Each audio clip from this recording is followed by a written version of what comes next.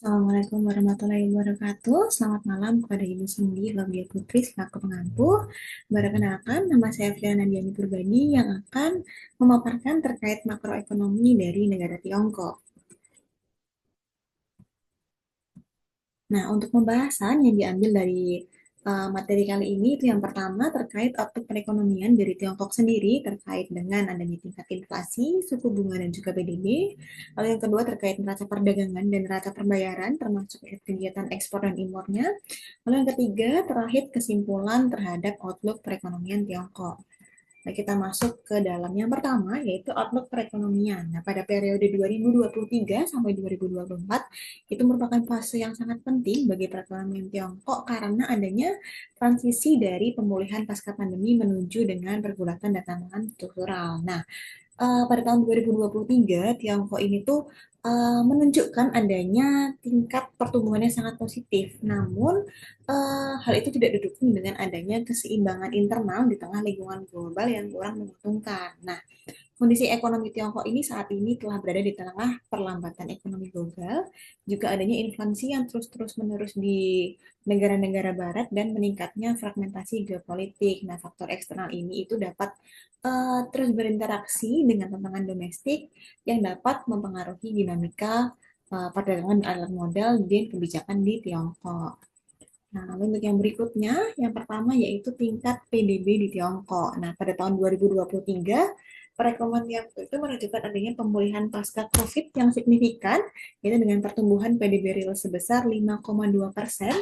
Nah, bisa dilihat pada grafik di samping, yaitu pada tahun 2023, proyeksi dari pemerintah Tiongkok sendiri itu hanya sebesar 5%, namun pada tahun 2023 berhasil tumbuh sebesar 5,2%. Nah, pemulihan ini didorong oleh adanya permintaan domestik, khususnya pada konsumsi swasta, dan juga didorong dengan adanya kebijakan makroekonomi yang akomodatif, termasuk dengan adanya pelonggaran kebijakan moneter dan adanya keringanan pajak bagi perusahaan. Nah, memasuki pada tahun 2024, momentum pertumbuhan dari Tiongkok sendiri ini mulai melambat. Nah, PDB real pada tahun 2024 itu tercatat sebesar 5%. Sebetulnya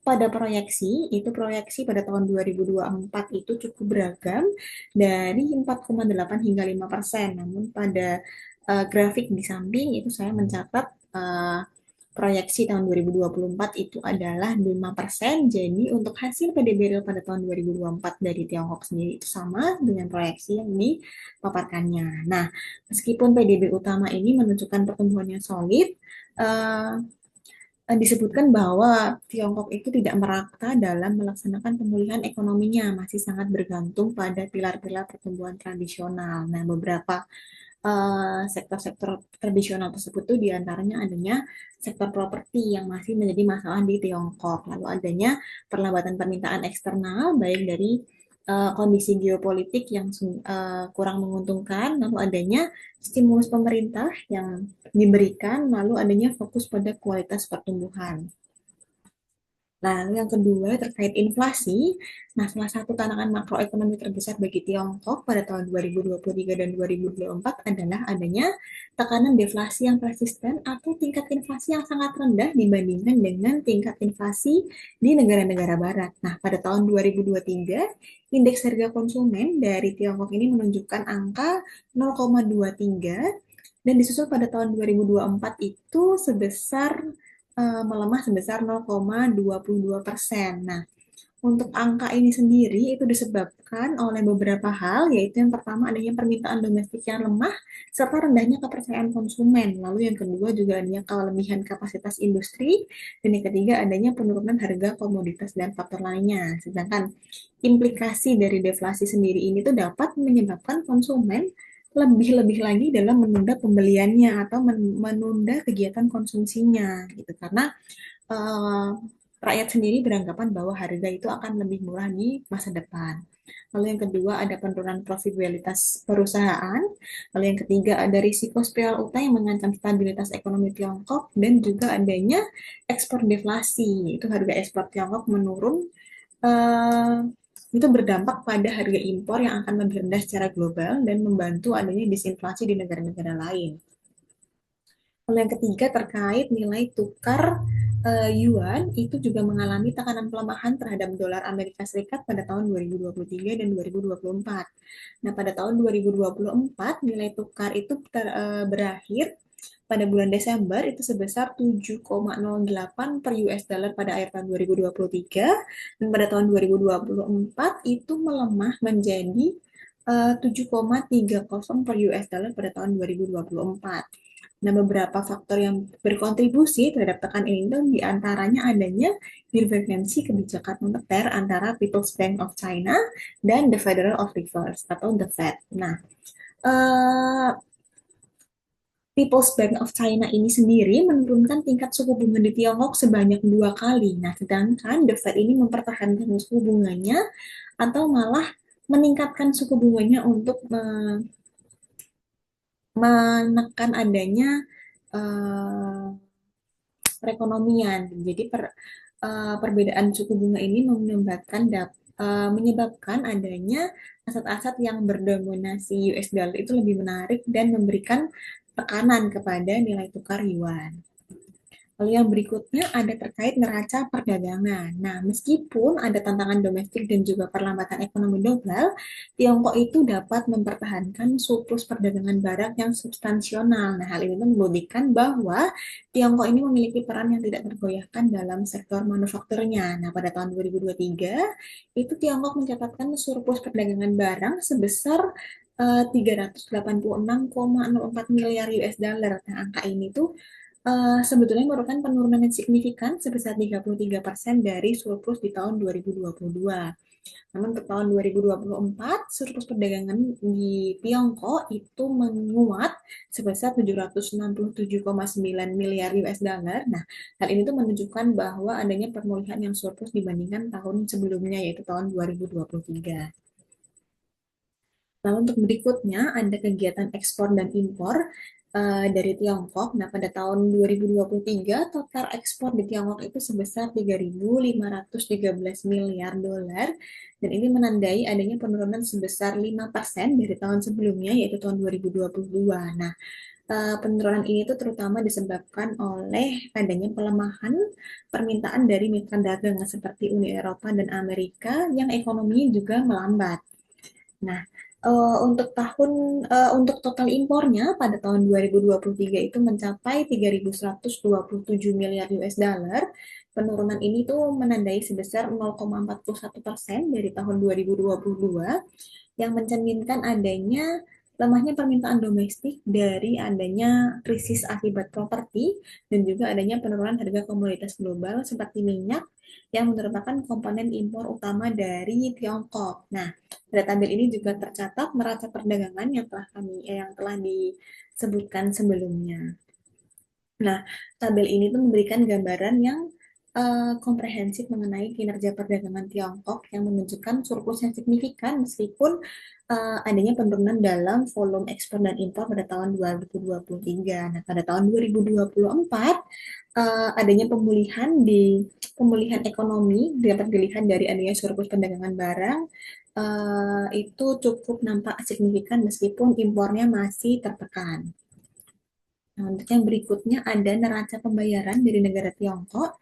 Nah, untuk neraca pembayaran sendiri ini pada tahun 2023 Tiongkok itu eh, berhasil surplus transaksi itu sekitar 263 miliar, yaitu mewakili 1,4% dari total PDB Tiongkok. Lalu untuk tahun 2024 di surplus transaksi berjalan itu menangkapi peningkatan sekitar 422 miliar US dollar atau sekitar 2,3% dari PDB. Bisa dilihat pada grafik itu pada tahun 2023 dan 2024 itu mengalami peningkatan yang cukup signifikan.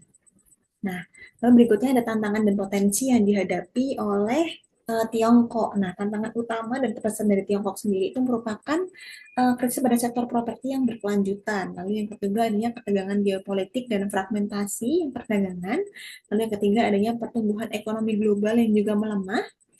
Lalu yang keempat ada penuaan populasi dan hambatan demografi. Lalu yang berikutnya ada produktivitas yang lemah. Nah, Untuk yang potensi, yaitu Tiongkok itu memiliki beberapa potensi, yaitu yang pertama, eh, Tiongkok itu mengeluarkan kebijakan ekonomi yang progresif, yaitu dengan melakukan penerbitan utang tambahan obligasi, yaitu juga dengan mengurangi uang muka dan tingkat suku bunga KPR untuk mengatasi krisis pada sektor propertinya.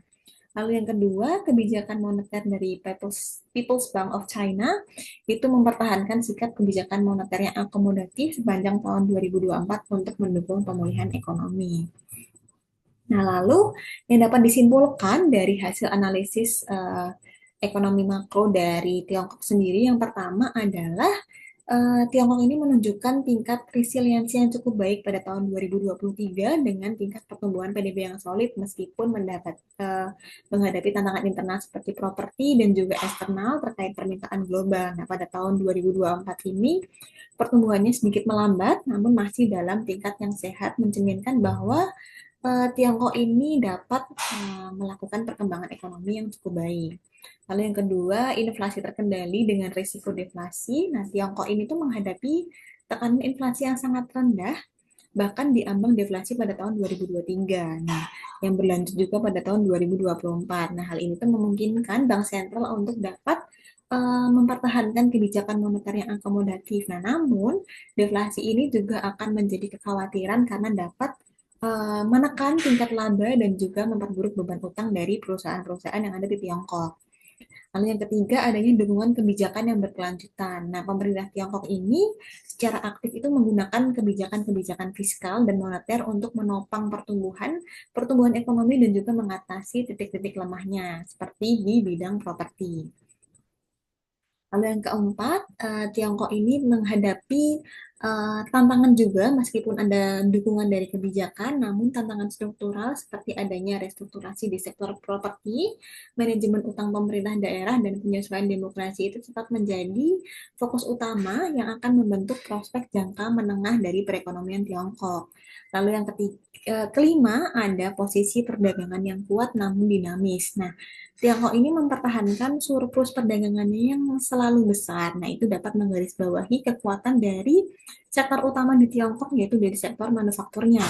Nah, namun pertumbuhan ekspor ini lebih moderat di tengah adanya perlambatan ekonomi global, sementara impornya sendiri itu akan tumbuh seiring dengan adanya pemulihan domestik yang menyebabkan dapat terjadinya sedikit penyesuaian dalam neraca perdagangannya. Lalu yang terakhir yaitu adanya stabilitas neraca pembayaran.